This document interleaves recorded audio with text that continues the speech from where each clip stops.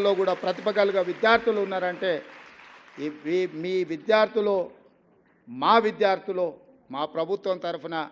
ఈ రాష్ట్రానికి గౌరవం తెచ్చిన విద్యార్థులు మళ్ళొకసారి విద్యార్థులకు ఇక్కడికి వచ్చిన 230 మంది అనుకుంటాను విద్యార్థులు ఇక్కడికి వచ్చిండ్రు మీకు అందరికీ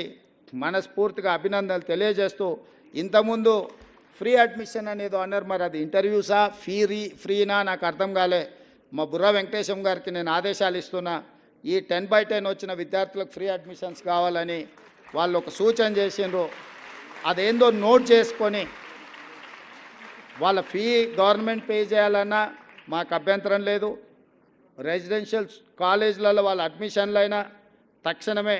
ఆ అడ్మిషన్స్ ఎట్లా వాళ్ళకి ఇప్పించాలనో మా సెక్రటరీ గారు ఇమ్మీడియట్గా దాని మీద దృష్టి పెట్టాలి భవిష్యత్తులో కూడా ఈరోజు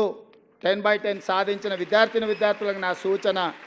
మళ్ళీ ఇంటర్మీడియట్లో కూడా స్టేట్ ర్యాంక్స్ తీసుకొని రావాలి చాలామంది 10th క్లాస్లో బాగా వస్తారు బాగా చదువుకున్నామని ఇంటర్లో జాయిన్ కాగానే కొంత విద్య పట్ల నిర్లక్ష్యం వహిస్తారు ఈ 10th క్లాస్లో వచ్చిన గవర్నమెంట్ స్టూడెంట్స్ అందరూ ఇంటర్మీడియట్లో కూడా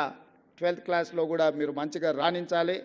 మీరు భవిష్యత్తులో డాక్టర్లు లాయర్లు ఇంజనీర్లు ఐఏఎస్లు ఐపీఎస్లు కావాలని మేము ఆకాంక్షిస్తూ మీ అందరికీ ఈ ప్రభుత్వం అండగా నిలబడుతుంది సమస్యల్ని పరిష్కరిస్తాం ఉన్న సమస్యలు నిరంతరంగా ఉండే సమస్యలు వీలైనంత మేరకు మీ సమస్యలను పరిష్కరించి మీకు మా ప్రభుత్వం ఉన్నది ప్రజాప్రభుత్వం ఉన్నది ఈ రాష్ట్రంలో ప్రజాపాలన జరుగుతున్నదనే నమ్మకం విశ్వాసం కల్పించే విధంగా మా ప్రభుత్వం ముందుకు వెళ్తుందని తెలియజేస్తూ మీ అందరి దగ్గర సెలవు తీసుకుంటున్నాను జై హింద్